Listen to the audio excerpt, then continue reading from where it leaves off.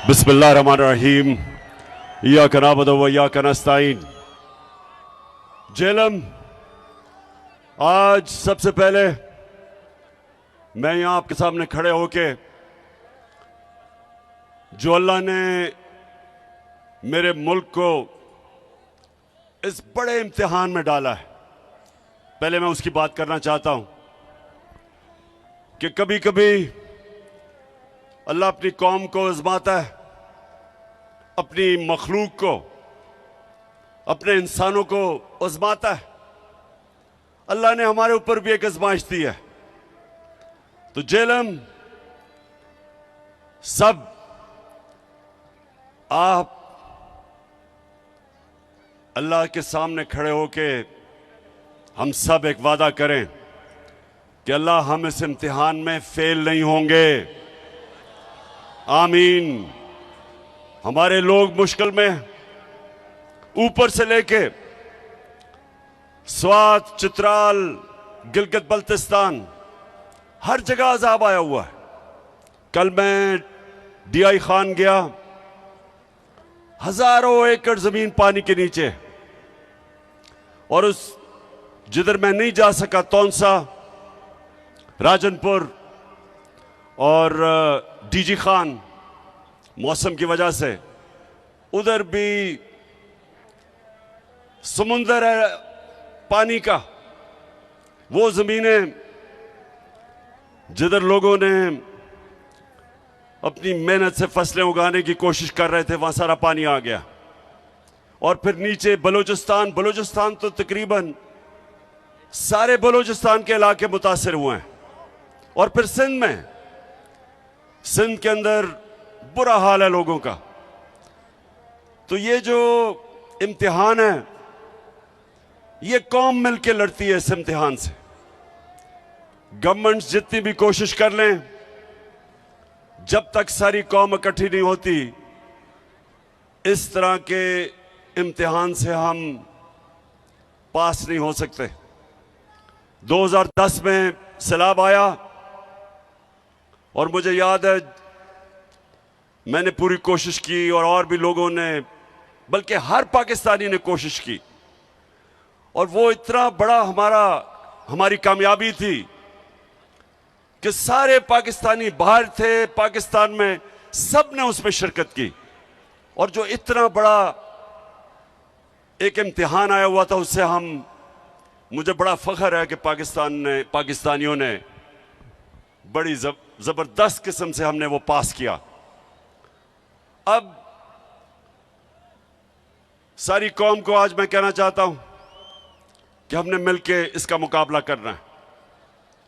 मैंने सबसे पहले एक रजाकार फोर्स यानी टाइगर फोर्स नौजवानों की मैंने वेबसाइट पे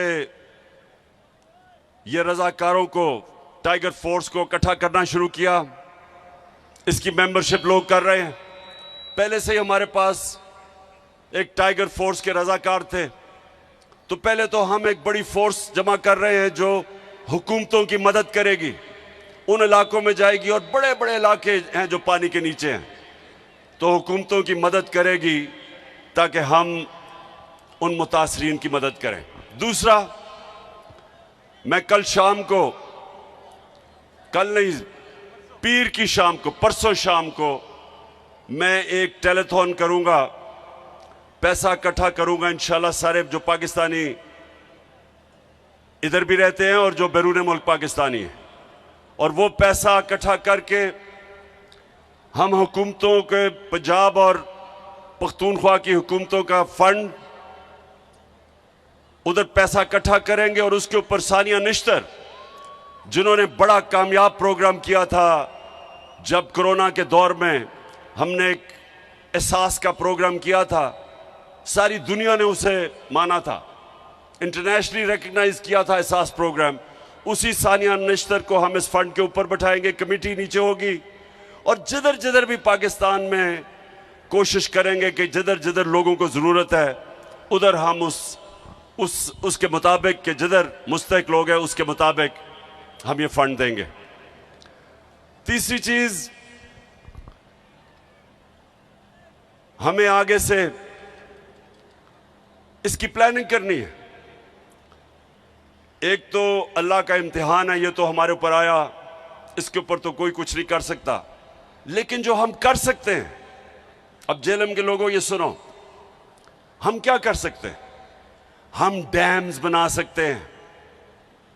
और मुझे ये फख्र है कि हमने अपने 3.5 साल में 10 डैम शुरू किए पाकिस्तान में।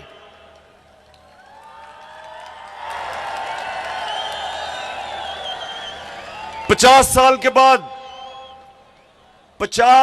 के बाद पाकिस्तान में बड़े डैम बने। बादशाह बन रही है, बादशाह डैम बन रहा है, दासू डैम बन रहा है,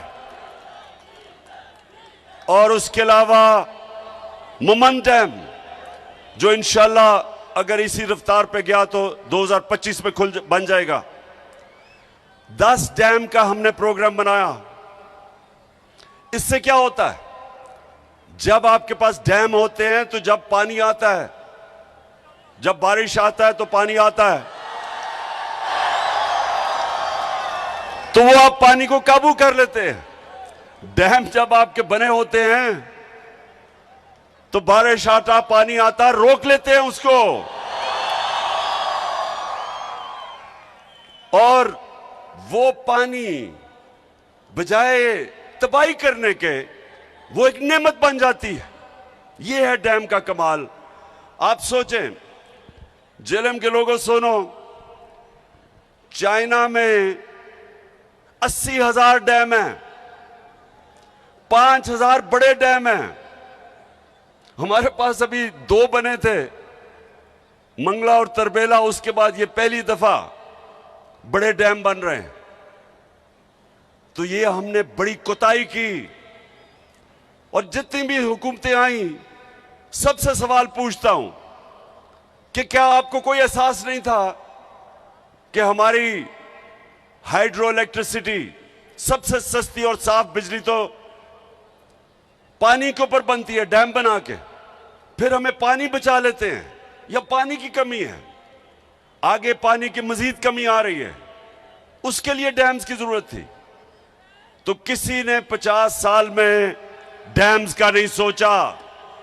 मैं अपनी हुकूमत को मुबारक देता हूं कि पहली दफा 10 डैम्स बनाए एक हुकूमत ने, बनाने के मंसूबे बनाए।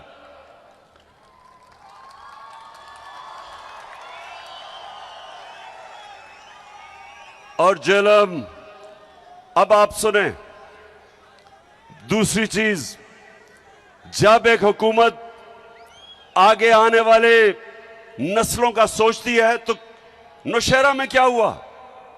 नौशहरा में हमारे पिछले चंद सालों में, जब से हमारी हुकूमत है, बंद बनाए गए। 2010 में जब सैलाब आया था, नौशहरा डूब गया था। इस बारी बंद बना के नौशहरा को बचाया गया, और अल्लाह करे कि और पानी ना आए। अभी पानी आ रहा है, हम ये उम्मीद रखते हैं कि वो बंद बचा लेगा। इस तरह की इस वक्त तौंशा शहर, उधर उस शहर आज डूब जाना था, जो ऊपर से कोए सुलेमान से ये जो चश्मे आए और ये नाले आ रहे थे, अगर वो पंजाब की हुकूमत, उस्मान बुज़दार की हुकूमत अगर वहां अरबों रुपए का बंद ना बनाती, आज तौंसा डूब गया था। और फिर आज लाहौर के अंदर जब पानी आता था, बारिश आता था, तो लाहौर भी मुश्किल में पड़ जाता था। जिस तरह सिंध और कराची खास तौर पे, या जब बारिश आती है तो डूब जाता है, और या फिर पानी नहीं मिलता। कराची के अंदर टैंकर माफिया है, सबसे ज्यादा पैसा टैंकर माफिया बनाता है, क्योंकि पानी नहीं है। लाहौर के अंदर अंडरग्राउंड उन्होंने टैंक्स बनाए, और अब जब बारिशें हुई हैं, कोई लाहौर के अंदर पानी नहीं खड़ा हुआ। ये पहली दफा आगे की प्लानिंग कर रहे हैं।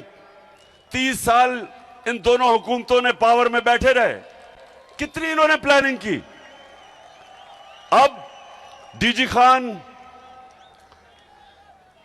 एक बड़ा ये पहाड़ से जो पानी उसको रोकने के लिए एक सुरूर डैम बन रही है जिसकी फीजिबिलिटी वो ये सारे नालों का पानी रोक लेगी और वहां वैसे खुशहाली होती है तो वो पानी नेमत भी बन जाएगा और बचा लेगा जो जिस तरह की तबाही आज मची है।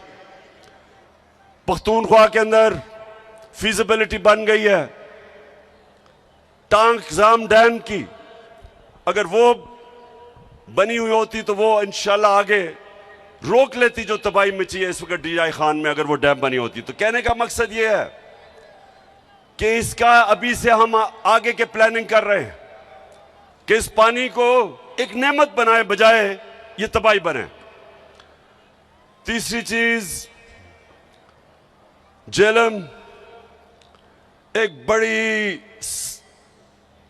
अखबारों के अंदर कैंपेन चल रही है, फ्रेंडली मीडिया,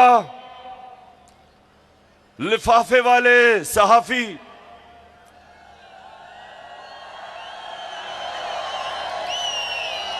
आप जानते हैं ना लिफाफा वाला सहाफी कौन होते हैं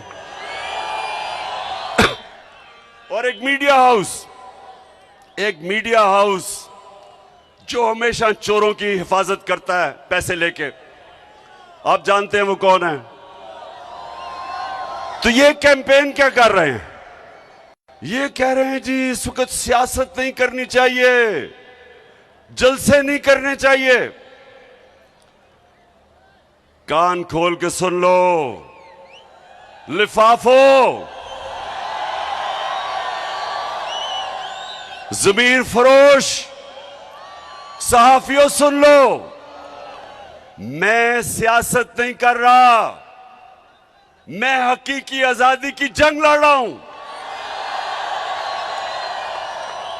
मैं इन चोरों जिन्होंने 30 साल से इस मुल्क को लूटा है, मैं इनके खिलाफ हकीकी आजादी की जंग लड़ रहा हूं।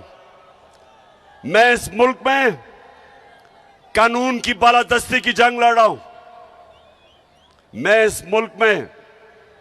इस मुल्क को वो मुल्क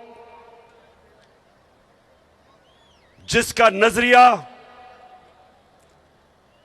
इस्लामी फलाई रियासत, हमारे जो फाउंडिंग फादर्स थे उन्होंने फैसला किया था कि पाकिस्तान वो बनना है जो कि इस्लाम का जो सबसे पहले रियासत बनी थी मदीना की रियासत के उसूलों पे खड़ा होगा और वो रियासत ने इंसानों को आजाद किया था, इंसानों को हकीकी तौर पे आजाद किया था। इंसाफ देके, कानून की बालादस्ती कायम करके, कानून की हुक्मरानी कायम करके, ताकत की हुक्मरानी खत्म करके उन्होंने माशरे में इंसाफ पैदा करके लोगों को आजाद किया था। ये वो जदोजहद है मेरे पाकिस्तानियों, ये वो जदोजहद है। ये सिलाब के अंदर भी ये जदोजहद चली रहेगी, ये जंगों के अंदर भी जदोजहद रहेगी, ये कभी नहीं रुकने लगी जब तक हमें हकीकी तौर पे आजादी नहीं मिलेगी।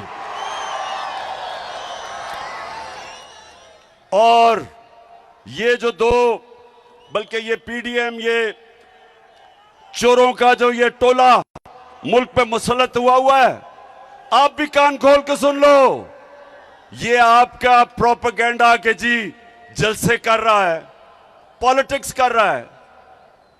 कान खोल के सुन लो, ये मेरी हकीकी आजादी की जंग तब तक नहीं रुकेगी जब तक मैं इस मुल्क को तुम्हारे जैसे चोरों से आजाद नहीं करता। आजकल हमें कहा जा रहा है कि जी ओहो सैलाब आ गया, फिक्र ना करो, सैलाब में इंशाल्लाह इमरान खान और उसकी टीम और उसकी हुकूमतें वो काम करेंगी जो तुम सारी जिंदगी लगे रहो नहीं कर सकते। तुम्हारे लिए तो कोई पैसे देने के लिए तैयार नहीं है, क्योंकि तुम्हारा तो चोरी करके सारा पैसा बाहर पड़ा है। वो जो भगोड़ा लंदन में बैठा हुआ है, किधर से पैसा आया उसके और उसके बेटों को कि अरबों रुपए की प्रॉपर्टीज में रहता है, और वो हमें दर्श दे रहा है कि सियासत नहीं करनी चाहिए। तुम भी सुन लो, नवाज शरीफ मफरूर और मुजरिम, गौर से सुन लो। और यहां शहबाज शरीफ तुम भी सुन लो, और फजल रहमान डीजल तुम भी सुन लो, और आसिफ जरदारी जिसको पैसे की बीमारी है, जो पैसा देख के, आसिफ जरदारी जब पैसा देखता है उसकी मूछें ऊंची नीची होनी शुरू हो जाती है। सब सुन लो, ये हमारी तुम्हारे खिलाफ जद्दोजहद हर मौसम में चलेगी। गर्म तरीन जब पाकिस्तान, याद रखें अप्रैल के महीने में एक ऐसा हफ्ता था कि दुनिया में सबसे गर्म मुल्क पाकिस्तान था, सबसे ज्यादा गर्मी पाकिस्तान में थी। तब भी मैं सड़कों पे था, तब भी मैं तुम्हारे खिलाफ जुलूस जलसे कर रहा था। गर्मी हो या बारिश हो, पिछले दिन बारिश हो रही थी तब भी जलसे कर रहा था। और जब तक मैं इंशाअल्लाह अपने मुल्क को आजाद नहीं करूंगा, मैं सड़कों पे होऊंगा, मैं अपने लोगों को भी बचाऊंगा, जद्दोजहद करूंगा, सैलाब में जो मुतासरीन हैं उनके लिए भी करूंगा।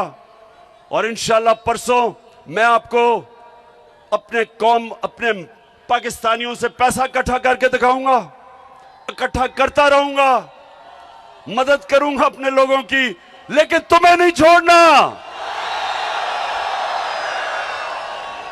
क्योंकि हमारा मुल्क, जब से ये दो खानदान आए हैं डाकुओं के, आपको पता होना चाहिए कि इनके आने से पहले सारे बर्रे सगीर में पाकिस्तान सबसे आगे था। हमारे इकोनॉमिक इंडिकेटर्स सारे बर्रे सगीर से सबसे आगे थे। सारे बर्रे सगीर में हम सबसे आगे थे। हिंदुस्तान से जब मैच खेल के मैं पाकिस्तान आता था, और अल्लाह का शुक्र है वो हमें जिता के लेके आता था पाकिस्तान हिंदुस्तान से, तो जब मैं वापस आता था तो मुझे एहसास होता था कि गरीब तरीन मुल्क से मैं अमीर मुल्क में आ गया हूं। पाकिस्तान आगे था इन सब से। फिर ये दो डाकू खानदान इस मुल्क पे मुसल्लत हुए, हम हिंदुस्तान से भी पीछे रह गए, हम बांग्लादेश से भी पीछे रह गए। और ये जो आज शहबाज शरीफ और ये मिफ्ता इस्माइल कहता है कि तहरीक इंसाफ की वजह से IMF का प्रोग्राम फेल हो जाएगा, शहबाज शरीफ सुन लो गौर से। पहले तो तुम और तुम्हारे इत्तेहादी और खानदानों ने इस मुल्क को मकरूज किया, कर्जे आपने चढ़ाए, आपकी वजह से हर इंसान पे कर्जे बढ़ते गए। हमारी जब बारी आई तो मुल्क का तो दिवालिया निकला हुआ था 2018 में। आप अपने फोन के ऊपर गूगल करके देख ले कि 2018 में पाकिस्तान की तारीख का सबसे बड़ा बैरूनी मुल्क खसारा था, सबसे ज्यादा कर्जे थे। हम जितना भी हमने पहला साल पैसा इकट्ठा किया टैक्स पे, आधा चला गया कर्जों की किस्तें अदा करने में जो कर्जे आपने लिए थे। तो हम तो तब हमें मिला था पाकिस्तान। और पाकिस्तान की इकोनॉमिक सर्वे उठा के देख लो, इनके दौर में जो इकोनॉमिक सर्वे जो हुकूमत से जो ऑफिशियल डॉक्यूमेंट आती है वो उठा के देख लो। 17 साल के बाद सबसे बेहतरीन ग्रोथ रेट हमारे दौर में 5.6 और 6% हमारी इकोनॉमी ऊपर गई। सबसे ज्यादा पाकिस्तान की तारीख में टैक्स इकट्ठा किया, सबसे ज्यादा पाकिस्तान की तारीख में बैरून मुल्क पाकिस्तानियों ने डॉलर्स भेजे। हमारी 4 फसलें 2 साल रिकॉर्ड पैदावार हुई। किसानों के पास तारीख में सबसे ज्यादा पैसा गया देहातों में। हम वो पाकिस्तान छोड़ के गए थे। हमने एहसास के जरिए लोगों को फायदा पहुंचाया, निचले तबके को। हमने पहली दफा पाकिस्तान में हेल्थ इंश्योरेंस यानी कि 10 लाख रुपया हर खानदान को दिया कि किसी भी अस्पताल में अपना इलाज करवा सकते थे। यह पहली दफा हुआ पाकिस्तान में। और इस दौर में और हम छोड़ के जाते हैं। अप्रैल में आप साजिश करते हैं, बैरूनी मुल्क साजिश करके गवर्नमेंट गिराते हैं और 4 महीने के अंदर मुल्क का दिवालिया निकाल देते हैं, मजीद कर्जों का रिकॉर्ड तोड़ देते हैं, रुपया गिर जाता है।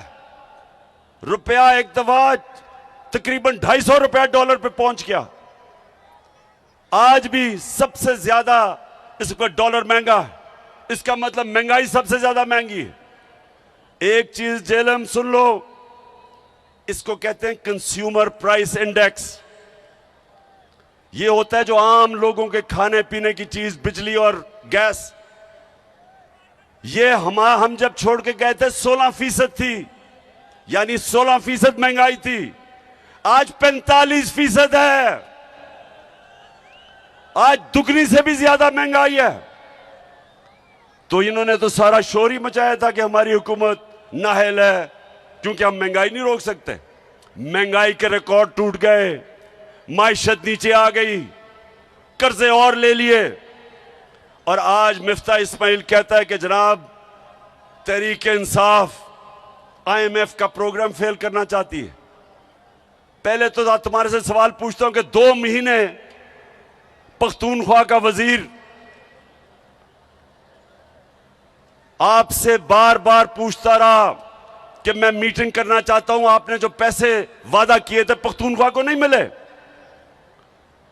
उसको मीटिंग नहीं दी, ऊपर से सैलाब आ गया। तो अब वो ये सोच रहा है कि आप कह रहे हैं कि हम आपको एक सरप्लस देंगे, तो इस सैलाब में जो अरबों अरबों रुपए की तबाही मची है, किधर से सरप्लस देगा वो? आपको IMF से बात करनी चाहिए। मैंने जब कोरोना हुआ, मैंने IMF के सरबराह से बात करके कंसेशन दी। मैंने कहा लोग मुश्किल में हैं, और उन्होंने दी कंसेशंस। आपको आज बात करनी चाहिए कि IMF को कहो हमारे लोग मुश्किल में हैं, सैलाब आया हुआ है, थोड़ा सा अपना दिल गुर्दा बढ़ाओ, गोरे चमड़ी से इतना ना डरो।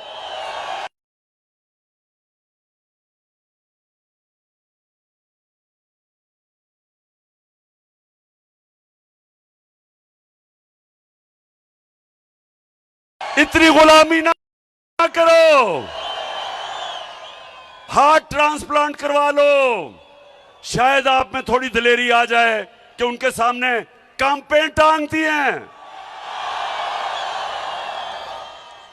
शहबाज शरीफ तो कहता है, आपने सुना है हमारे शहबाज शरीफ को, ये जरा जरूर सुने जरा, एक 22 करोड़ अवाम का सरबराह, सुने जरा गौर से कि वो क्या कहता है, और मुझे उसके बाद बताना कि क्या आपको भी उतनी शर्मिंदगी हुई है सुन के जितनी मुझे। सुने, मैं सऊदी अरब से होके आया हूँ, मैं UAE के होके, अभी मैं तुर्की होके आया हूँ, और मैंने उन भाइयों को कहा कि आप हमारे बड़े अजीम भाई हैं, हमेशा आपने हमारी मदद की।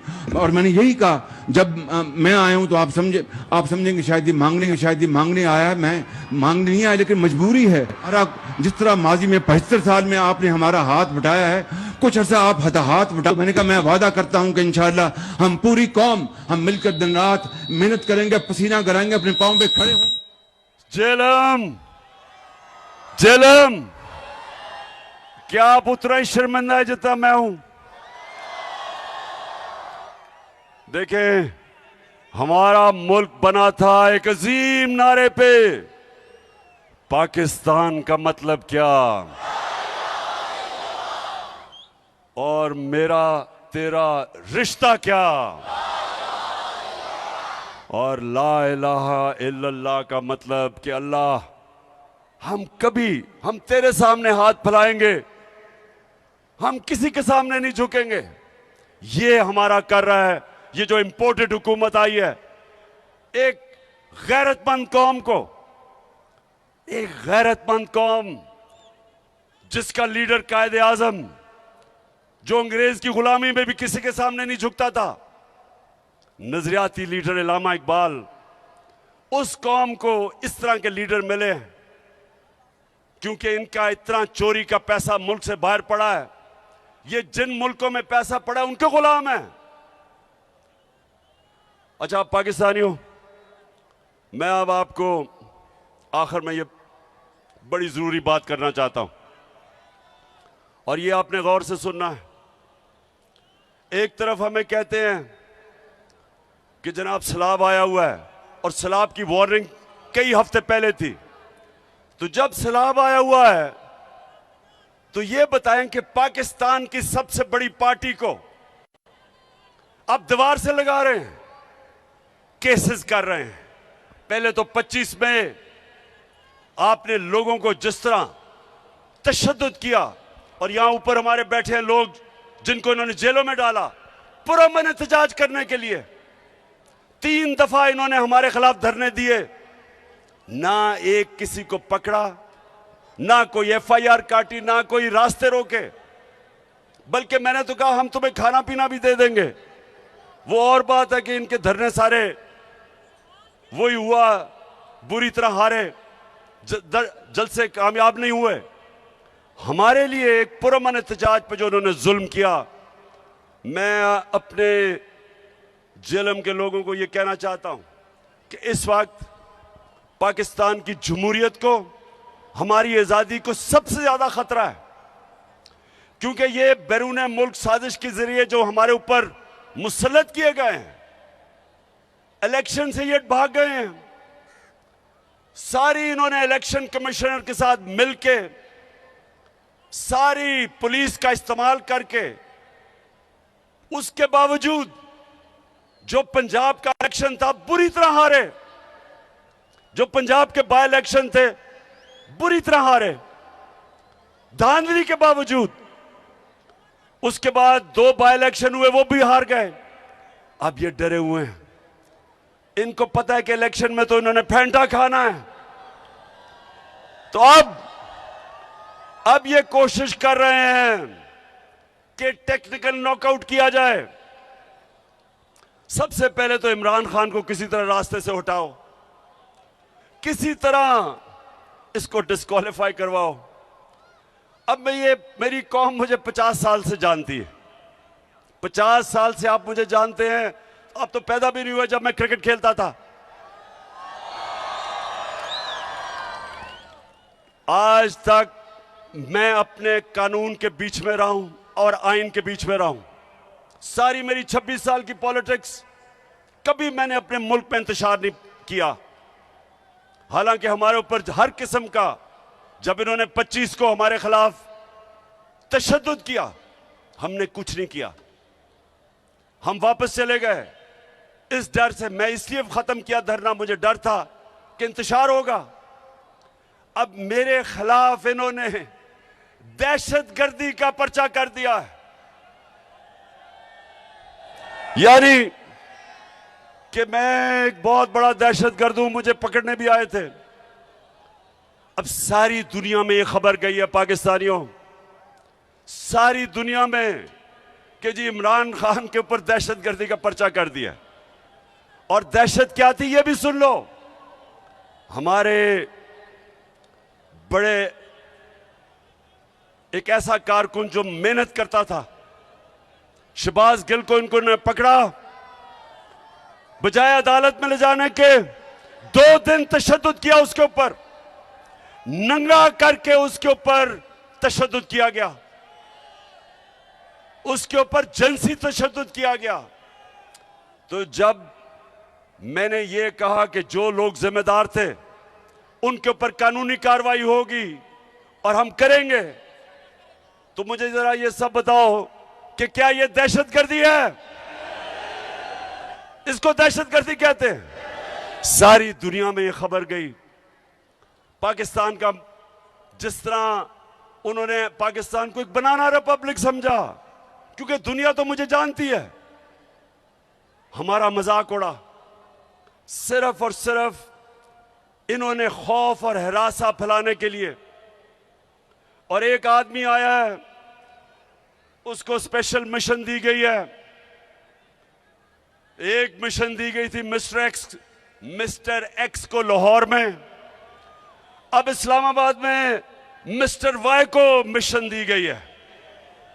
मिस्टर वाई को कहा गया है कि तुमने तहरीक इंसाफ को ऐसा डराना है कि चुप करके बैठ जाएंगे। मिस्टर वाई, मेरी गौर से बात सुन लो। ये पॉलिटिकल पार्टी है, ये दहशतगर्द नहीं है जो अब हरबे इस्तेमाल कर रहे हैं। वो जो जमील फारूकी से किया, उसको भी नंगा करके तशद्दुद किया। वो एक सहाफी है। अरशद शरीफ बाहर गया हुआ मुल्क से। पाकिस्तान का वो सहाफी जिसकी इज्जत है, क्रेडिबल है, वो अपनी जान बचा के मुल्क छोड़ के चला गया। साबिर शाकिर वो मुल्क से बाहर चला गया है। ARY को बंद कर दिया है। इसलिए नहीं कि ARY ने कोई गलती की थी, इसलिए कि वो इमरान खान का मौक़िफ़ पेश करता था, वो तहरीक इंसाफ का मौक़िफ़ पेश करता था, इसलिए बंद किया है। हमारे सोशल मीडिया के लोगों को पकड़ पकड़ के धमकियां, एंकर्स को भी, सहाफियों को भी और मीडिया हाउस को भी, लोगों को बताया जाता है कि हमारी कवरेज ना की जाए। तो ये एक तरफ आप कह रहे हैं कि मुल्क को इकट्ठा होना चाहिए सलाह के लिए, दूसरी तरफ सबसे बड़ी पार्टी के खिलाफ ये जो कार्रवाई कर रहे हैं। और मिस्टर वाई, आपको मुझे पता है मिशन पे भेजा गया है, आप अपनी भी बदनामी कर रहे हैं, आप मेरे मुल्क की भी बदनामी कर रहे हैं, आप इस मुल्क को नुकसान पहुंचाने की कोशिश कर रहे हैं कि सबसे बड़ी मुल्क की जमहूरी पार्टी जो चारों सूबों में है, जो मुल्क को इकट्ठा रख सकती है, उसको आप कमजोर करने की कोशिश कर रहे हैं। यह मुल्क से गद्दारी है। इसलिए मैं आज आप सबको पैगाम देना चाहता हूं, जो लगे हुए हैं साजिश करने हमारे इस मुल्क के खिलाफ, ये मेरे खिलाफ साजिश नहीं है, ये मुल्क की सबसे बड़ी जमात के खिलाफ साजिश सिर्फ नहीं है, ये मुल्क के खिलाफ साजिश है, मुल्क की जमहूरियत कमजोर करने की साजिश है। इसके लिए मैं आज आपको कह रहा हूं कि मैं और मेरी पार्टी पूरी जद्दोजहद करेगी। जितना मेरे में स्टेमिना है, और माशाल्लाह क्रिकेट की वजह से स्टेमिना बढ़ा है, मैं पूरी तरह जद्दोजहद करूंगा। जब अर्ज़े खुदा के काबे से सब बुत उठवाए जाएंगे, हम रहले सफा मरदूदे हरम मसनद पे बिठाए जाएंगे, सब ताज उछाले जाएंगे, सब तख्त गिराए जाएंगे, हम देखेंगे, लाजिम है कि हम भी देखेंगे। तो जेलम आखिर में मैं आज अपनी सारी पार्टी को, कारकुनों को, अपने पाकिस्तानियों को दो चीजों के लिए तैयार कर रहा हूं। एक कि हमने पूरी तरह जो सैलाब में मुतासरीन हमारे पाकिस्तानी जो आजकल मुश्किलों में पड़े हुए हैं, बड़ा इम्तिहान है मुल्क पे, एक हमने इन सब की मदद करनी है, सारे मुल्क ने मिलकर इनकी मदद करनी है। आप तैयार हो सब मदद करने के लिए? और दूसरा सब तैयार हो जाए इस मुल्क में हकीकी आजादी की जद्दोजहद के लिए। आपका कैप्टन आगे होगा, आपने मेरे साथ होना है, और इंशाअल्लाह एक मुल्क को हमने हकीकी तौर पे आजाद करके रहना है। पाकिस्तान जिंदाबाद। अल्लाह